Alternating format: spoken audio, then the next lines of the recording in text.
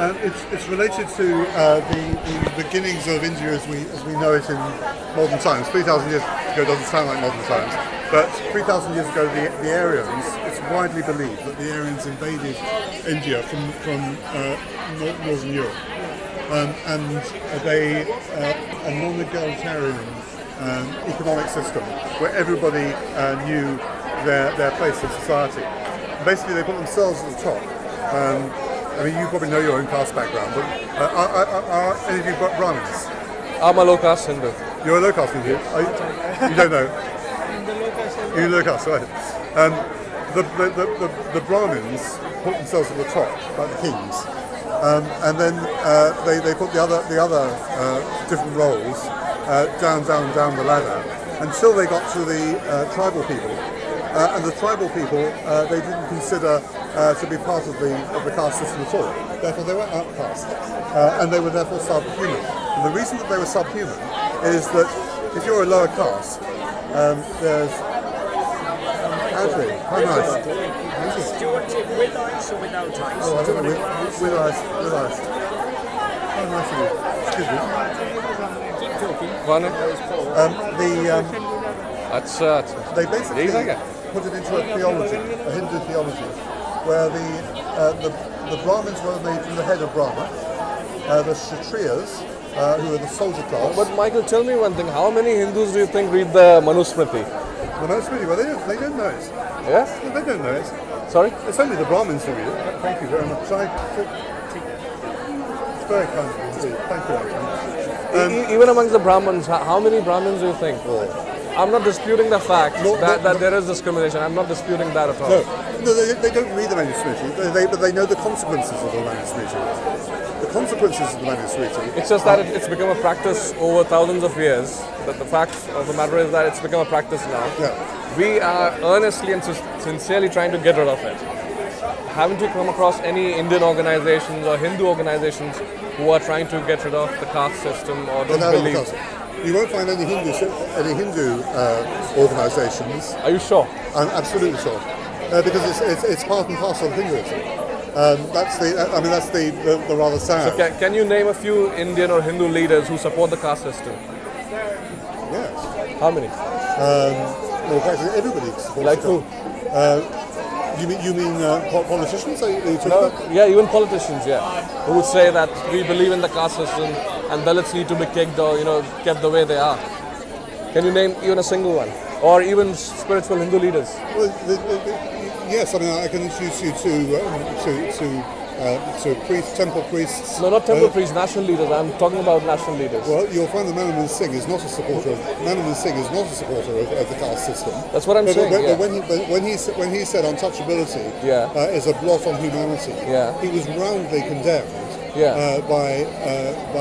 by members of his party. Who? I don't think so. I don't support the Congress or any particular party for that matter. Sure. But no, you need to be specific. I don't think that's not true. No Indian leader supports the caste system. It depends what you mean by that. Sorry? If they don't support it, they would do something to abolish it. That's what I'm saying.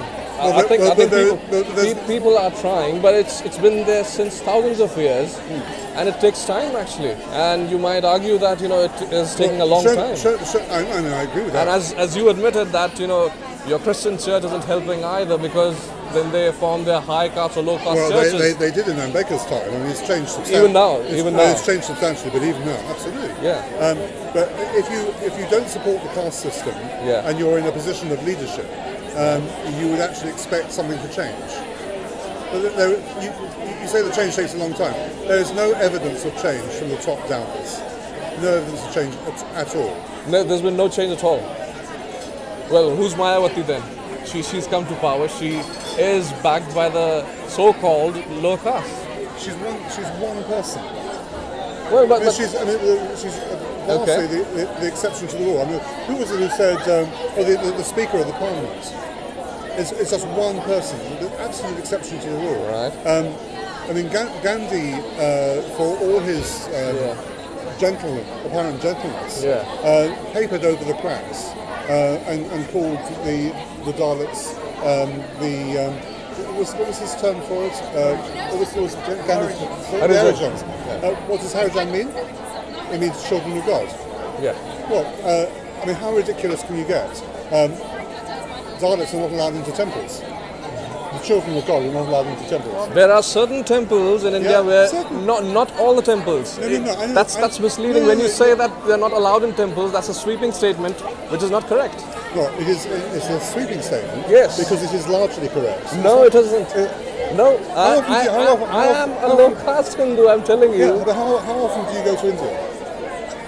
I've only been to this country for 7 years. Okay. Yes. So you know, I've been to temple after temple yes. all across India and talked to the and priests. every single temple doesn't allow I'm not saying that there Do you aren't agree temples. to that? I'm not saying that there aren't temples where No.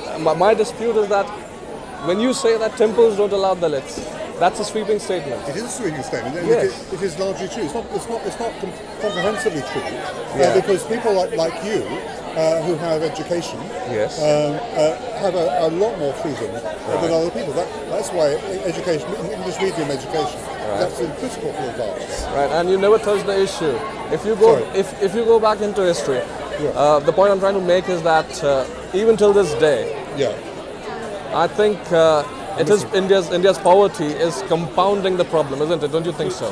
Because India is poor as well, and Dalits are poor, so they can't get out of that vicious circle. Well, that's true. Thank you so much for coming.